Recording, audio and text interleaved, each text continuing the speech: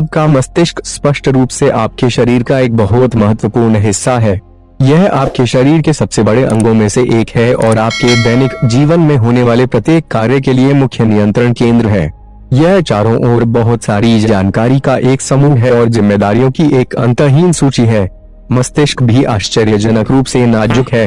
हाल के वर्षों में विश्व स्वास्थ्य संगठन ने यह जारी किया कि वे शीर्ष 10 हानिकारक आदतें मानते हैं जो आज आम तौर पर लोगों में हैं। हमने उन्हें नीचे सूचीबद्ध किया है, इसलिए एक नजर डालें और अपने आप से पूछें। विश्व स्वास्थ्य संगठन के अनुसार ऐसी आदतें हैं जो आपके मस्तिष्क को गंभीर रूप से नुकसान पहुंचाएंगी।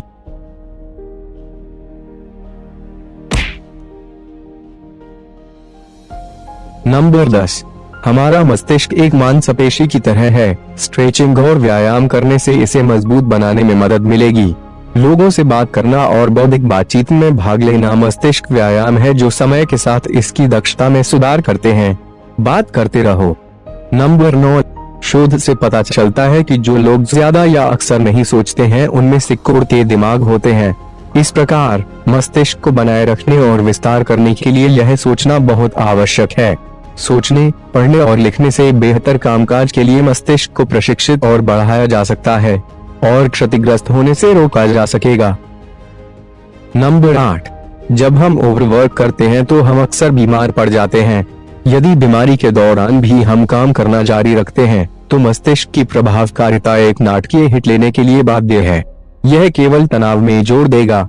जब हम बीमार होते हैं तो मस्तिष्क और शरीर पहले से ही संक्रमण से निपटने के लिए अतिरिक्त मेहनत कर रहे होते हैं।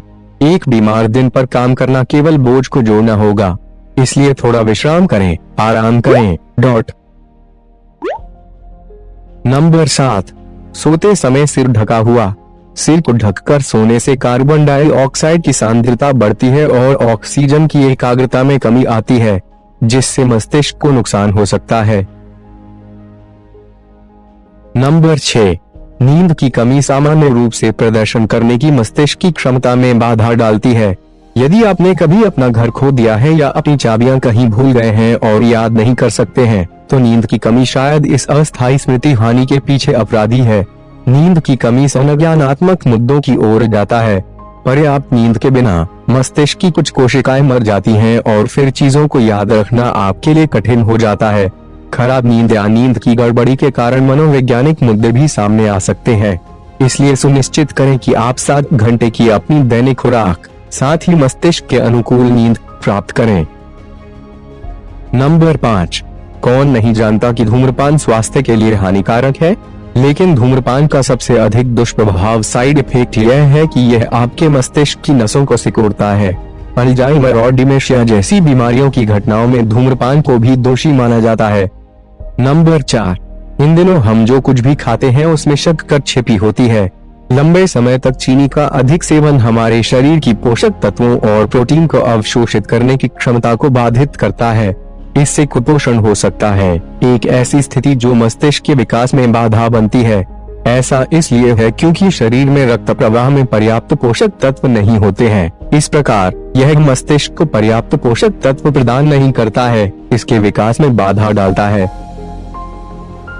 नंबर 3, आपके मस्तिष्क को आपके शरीर के बाकी हिस्सों की तुलना में 10 गुना अधिक ऑक्सीजन की आवश्यकता होती है।